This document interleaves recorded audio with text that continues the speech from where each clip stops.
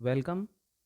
पुराने video lectures में आपने देखा था कि दो फोर्सेस जो कि चार्जेस के ऊपर लगती हैं, अट्रैक्टिव और रिपल्सिव, कूलॉम लॉ से दी जाती हैं, F = K Q1 Q2 और R स्क्वायर। और हमने देखा था दो चार्जेस हैं, वो या तो अट्रैक्ट होते हैं और या फिर वो रिपेल करते हैं। लेकिन क्या आपने गौर किया कि वो जो चार्जेस थे वो दूर होने के बावजूद भी डिस्प्लेस हो गए, जबकि हमने तो फोर्सेस जो ऑलवेज अब तक जो 11th में पड़ी हुई हैं वो यही तो लगाई हैं कि जब हम टच करते हैं किसी चीज़ को जब ही हिला पाते हैं। वहाँ अगर आप ध्यान से देखें, पुराने वीडियोस को आप देखिए, तो आप ये पाएंगे कि एक चार्ज ने दूरी से ही दूसरे चार्ज को डिस्प्लेस कर दिया था। तो ऐसा क्या था? ऐसा उस चार्ज के चारों तरफ इलेक्ट्रिक फील्ड की प्रेजेंस से हुआ था। तो इसलिए हर चार्ज के चारों तरफ एक इलेक्ट्रिक फील्ड होती है जो कि दूसरे चार्ज के ऊपर फोर्स लगाती है। अब इलेक्ट्रिक फील्ड थोड़ा सा एक टफ टॉपिक हो जाता है क्योंकि हमें दिखती तो है नहीं वो, लेकिन हमने इससे रिलेटेड बहुत सारे एक्सपेरिमेंट बचपन में किए हुए हैं। एक देखते हैं। ये एक मैग्नेट है और साथ में एक आयरन का पीस है। ये अट्रैक्ट होकर इसकी तरफ गए। क्यों? क्योंकि मैग्नेट के चारों तरफ एक फील्ड थी जिसे हमने नाम दिया मैग्नेटिक फील्ड। तो इसके ऊपर जो फोर्स लगी थी चाबियों के ऊपर, वो मैग्नेटिक फील्ड की फोर्स थी।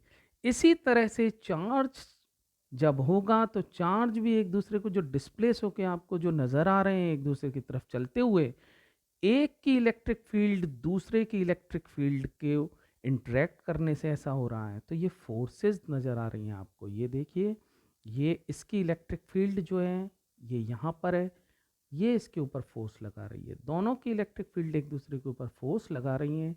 और अगर हम एक छोटे चार्ज को लेते हैं, टेस्ट चार्ज जिसको बोलते हैं, तो इसके ऊपर भी इस बड़े चार्ज की जो फील्ड है वो इसके ऊपर फोर्स लगा रही है।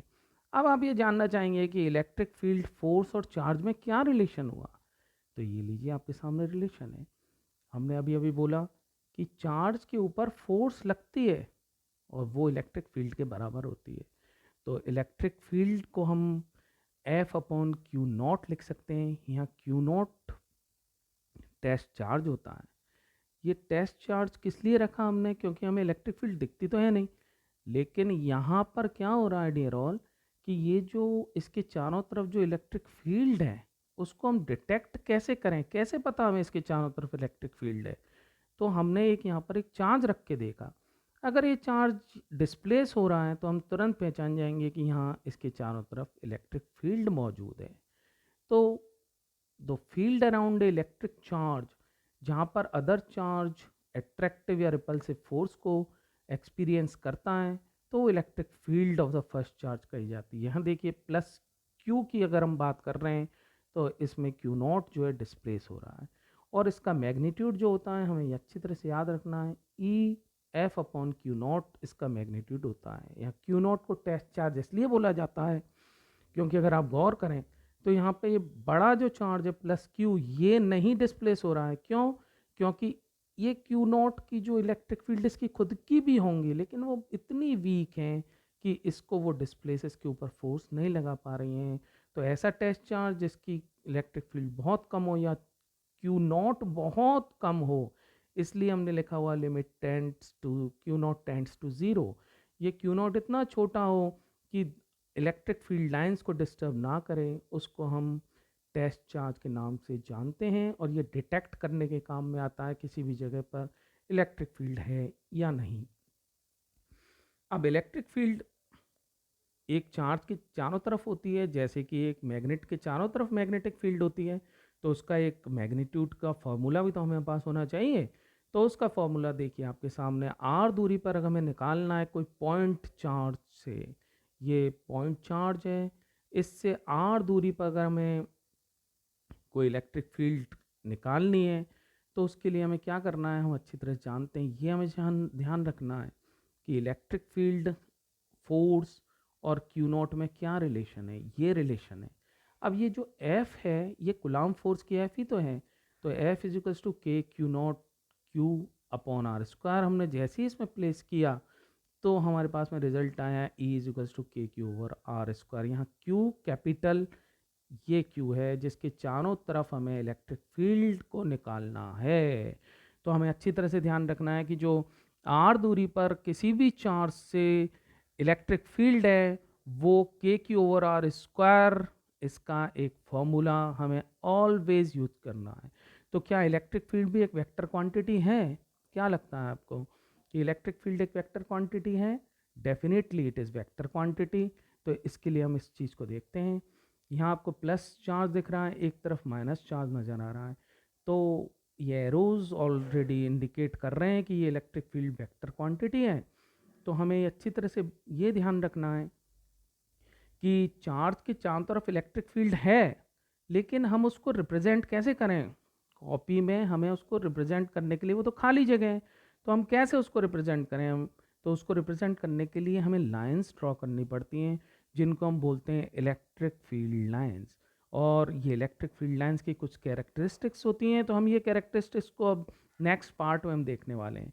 तो पहली जो कैरेक्टरिस्टिक्स जो आपके सामने नज़र आ रही है वो ये है कि प्लस जब भी चार्ज रखा होगा और आइसोलेटेड चार्ज है, आइसोलेटेड का मतलब इसके आसपास में कोई और चार्ज नहीं हो, अकेला जब भी चार्ज होगा तो वो रेडियली आउटवर्ड होंगी। रेडियली आउटवर्ड का मतलब इस चार्ज से बाहर की तरफ निकलेंगी। तो हमें अच्छी तरह से ध्यान रखना है कि जो इलेक्ट्रिक फील्ड है वो फील्ड लाइंस के तौर पे हमें दिखानी है और इस तरह से दिखानी है रेडियली आउटवर्ड बाहर निकलती हुई। अब ये कितनी निकालनी है? सवाल भी ये आता है कि संख्या में कितनी होनी चाहिए। तो हम कितनी भी ड्रॉ कर सकते हैं, 4, 5, 6, 7, लेकिन हमें ये एरो का ध्यान रखना है कि ये प्लस चार्ज से डियर ऑल ये ऑलवेज बाहर की तरफ निकलनी है, जबकि माइनस चार्ज पर अगर आप ध्यान दें तो ये अंदर की तरफ आती है और वो भी रेडियली, रेडियल डायरेक्शन में नज़र आती है। तो ये जाके ख़त्म कहाँ होती हैं? सवाल ये है कि इसमें एरो तो आपको यहीं नज़र आ रहा है, लेकिन ये कहाँ तक जाएगा? ये हमने यहीं पर इसको स्टॉप कर दिया। लेकिन अगर ये वैक्यूम है तो ये एंड करती हैं इन्फिनिटी पे, मतलब आप इसको लंबा कितना भी दूर तक ले जा सकते हैं। Got it? नेक्स्ट, अगर हम इस चार्ज को बढ़ा दें, 2q कर दिया है, जैसे अगर हमने इसको डबल कर दिया तो देखिए अमाउंट ऑफ चार्ज बढ़ने पर नंबर ऑफ लाइंस भी आपको बढ़ा देनी है। ये ग्रेटर हो रही हैं, संख्या में बढ़ रही हैं। तो संख्या में बढ़ने की वजह से हमें ध्यान रखना है इस चीज़ का कि जब भी चार्ज बढ़ेगा तो संख्या में हमें इलेक्ट्रिक फील्ड लाइंस निकलती हुई बढ़ा के हुए दिखानी है और इसमें एंटर करती हुई दिखानी है। Next, denser electric field lines का मतलब होता है कि वो इलेक्ट्रिक फील्ड इंटेंसिटी उस जगह पर ज़्यादा है। आप मैग्नेट की हमने बात की थी, तो मैग्नेट में आप अच्छी तरह से जानते हैं कि मैग्नेट से अगर हम दूर जाएंगे तो मैग्नेटिक फील्ड कमज़ोर पड़ेगी ना। तो उसको शो कैसे करें कि कहाँ पर स्ट्रांग है, कहाँ पर कमज़ोर है? इसी तरह से इलेक्ट्रिक फील्ड को भी हमें शो करना पड़ेगा। वो दूर जाने पर कमज़ोर होती है, पास जाने पर वो स्ट्रांग होती है। तो कैसे हमें शो करना है? ये जो स्पेसिंग है आपको नज़र आ रही है ना, जो स्पेसिंग, ये जो उनके बीच में डिस्टेंस है, अगर ये पास पास है तो वहाँ पर इलेक्ट्रिक फील्ड लाइन स्ट्रांग होती हैं। और यहाँ पर देखिए इस ये जो रिंग आपको नज़र आ रही है, एक्चुअली में एरिया हमने ड्रॉ किया हुआ है। इस एरिया में देखते हैं तो इस एरिया में जो इलेक्ट्रिक फील्ड लाइंस की संख्या जो है बहुत ज़्यादा निकलने वालों की बजाय इसके, तो सेम एरिया में अगर हम कहते हैं कि इलेक्ट्रिक फील्ड लाइंस की संख्या कम होती है तो वहाँ पर इलेक्ट्रिक फील्ड जो है वीक होगी, बजाय उस जगह के कि जहाँ पर इलेक्ट्रिक फील्ड लाइंस की संख्या ज़्यादा है।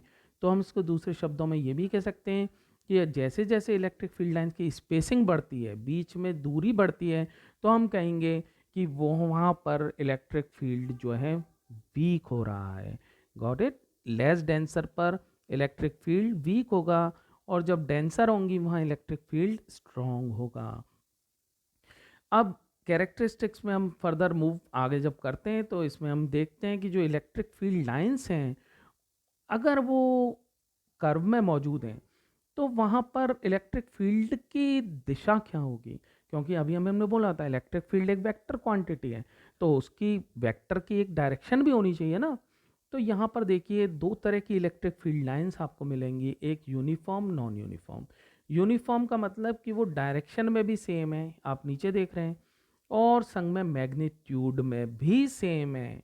मैग्नीट्यूड का मतलब कि इस जगह पर अगर पॉइंट मार्क करें यहाँ पर, तो यहाँ पर अगर सपोज कीजिए 2 है इलेक्ट्रिक फील्ड, तो यहाँ पर भी 2 ही होगी, उसमें कहीं भी वेरिएशन नहीं आएगा। लेकिन इस जगह पर देखिए आप, ये कर्व में जो इलेक्ट्रिक फील्ड है तो ये नॉन यूनिफॉर्म है। वाई? बिकॉज यहाँ पर देखिए इस पॉइंट पर डायरेक्शन जो टेंजेंट ड्रॉ करा के देखनी है हमें। ये पॉइंट है, मान लीजिए सपोज कि इस पॉइंट पर, तो यहाँ टेंजेंट ड्रॉ किया हमने, और टेंजेंट की जो डायरेक्शन होगी वो ही इलेक्ट्रिक फील्ड की डायरेक्शन होगी। यानी tangent to electric field lines will give you the direction of electric field at any point. यहाँ देखिए, यहाँ पर डायरेक्शन थोड़ी सी इधर आ रही है ये, और यहाँ पर डायरेक्शन आपको नज़र आ रही है थोड़ा सा एरो, यहाँ पर हॉरिजॉन्टल हो रहा है, यहाँ इंक्लाइंड है। तो डेफिनेटली इन दोनों पॉइंट्स पर इलेक्ट्रिक फील्ड डायरेक्शन में वेरी कर रही है। लेकिन मैग्नीट्यूड में स्पेसिंग ऑलमोस्ट सेम है, इस पॉइंट पर भी, इस पॉइंट पर भी, लेकिन डायरेक्शन चेंज होने की वजह से यहाँ पर हम बोलेंगे कि ये नॉन यूनिफॉर्म इलेक्ट्रिक फील्ड है। जबकि यहाँ पर अगर आप गौर करें तो यहाँ इस जगह पर इलेक्ट्रिक फील्ड जो है वो डेफिनेटली, इलेक्ट्रिक फील्ड जो है कांस्टेंट है, बिकॉज इसकी डायरेक्शन और संग में जो मैग्नीट्यूड है इक्वल स्पेसिंग है। नेक्स्ट हम देखते हैं, इलेक्ट्रिक फील्ड कभी भी इंटरसेक्ट नहीं करेंगी। Why they will not intersect? क्योंकि अगर आपने इंटरसेक्ट करा दिया, तो अभी अभी हमने ये पॉइंट लिया था कि इंटरसेक्ट किसी एक पॉइंट पर इलेक्ट्रिक फील्ड की टेंजेंट ड्रॉ करते हैं। यहाँ देखिए एक पॉइंट पर 2 टेंजेंट हो जाएंगे, 2 टेंजेंट का मतलब इलेक्ट्रिक फील्ड 2 दिशा में होनी है, जो कि संभव ही नहीं है। इलेक्ट्रिक फील्ड ऑलवेज सिर्फ एक ही डायरेक्शन में, एक पॉइंट पर एक ही डायरेक्शन में होती है। ये आपको अच्छी तरह से याद रखना है। नेक्स्ट पॉइंट देखते हैं कि क्या इलेक्ट्रिक फील्ड लाइन एक लूप बना सकती हैं या बीच में कट सकती हैं? ये कट भी नहीं सकती। ये इलेक्ट्रिक फील्ड लाइन कंटिन्यू रहेंगी, बिल्कुल काटनी नहीं है हमें, कंटिन्यू कर्व के या कंटिन्यू लाइन स्ट्रेट बनेंगी, और ये लूप भी नहीं बनेगा। लूप का मतलब क्या हुआ? जहाँ से शुरू हुई वहीं ख़त्म हुई, यानी कि प्लस चार्ज से शुरू कर रहे हैं और प्लस चार्ज पर ही ख़त्म कर रहे हैं। This is not possible. तो एक सर्किल नहीं बनाएगी, यानी कि एक लूप नहीं बनाएगी। जबकि मैग्नेट, यहाँ पर एक बहुत ज़बरदस्त डिफरेंस आता है मैग्नेटिक फील्ड लाइंस के कंपैरिजन में। अगर हम करते हैं मैग्नेटिक फील्ड लाइंस में, अगर आप चुंबक को देखें तो मैग्नेट में से नॉर्थ पोल से निकलती है और उसी चुंबक में आती है, वहाँ तो लूप बनता है क्योंकि नॉर्थ से निकल रही है और वो साउथ में आ रही है। लेकिन आप प्लस क्यू चार्ज से निकाल के वो खत्म कहाँ होगी? माइनस क्यू चार्ज पर ही खत्म होगी, प्लस पे खत्म नहीं होगी। इसलिए हम कहते हैं कि ये कभी भी लूप नहीं बनाती हैं। And what about this? Electric field lines are normal to the surface. Okay, metallic surface के ऊपर हमें ऑलवेज इलेक्ट्रिक फील्ड लाइंस को नॉर्मल रखना है। ये इलेक्ट्रिक फील्ड लाइंस की बहुत ज़बरदस्त कैरेक्टरिस्टिक फीचर है कि ये ऑलवेज नॉर्मल ही निकलती हैं, परपेंडिकुलर निकलती हैं सरफेस के। यहाँ देखिए आपको अच्छी तरह से इसमें दिख रहा है, नज़र आ रहा है।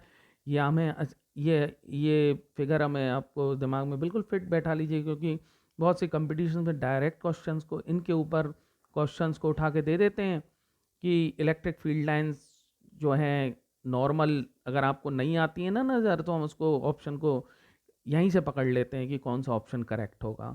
तो आपको नॉर्मल वाला विशेष तौर पर अच्छी तरह से याद रखना है। अब नेक्स्ट देखते हैं कि अगर ये, तो अब तो आइसोलेटेड चार्जेस की बात की, अगर चार्जेस एक दूसरे के पास हैं तब स्थिति क्या होनी है? तो ये देखिए इलेक्ट्रिक फील्ड लाइंस, ये क्योंकि कट तो करना नहीं है, कट नहीं करना है ना, तो ये देखिए दोनों क्या करेंगी, यहाँ पर ये लेटरल प्रेशर लगा देंगी। अगर ये ऐसे जाती तो एक दूसरे को कट कर जाती, तो कट नहीं करना है इनको, इसलिए यहाँ पर ये एक दूसरे के ये अलोंग इस तरह से मुड़ जाती हैं, नीचे भी और ऊपर भी, दोनों प्लस के लिए। माइनस के लिए क्या स्थिति होने वाली है? माइनस, एक प्लस एक माइनस है, तो इसमें से निकल के आएगी। और आप व्हाट डू यू एक्सपेक्ट, क्या एक्सपेक्ट करते हैं? तो ये सामने इस तरह से प्लस से निकल के इसमें नेगेटिव की तरफ निकल के आनी है।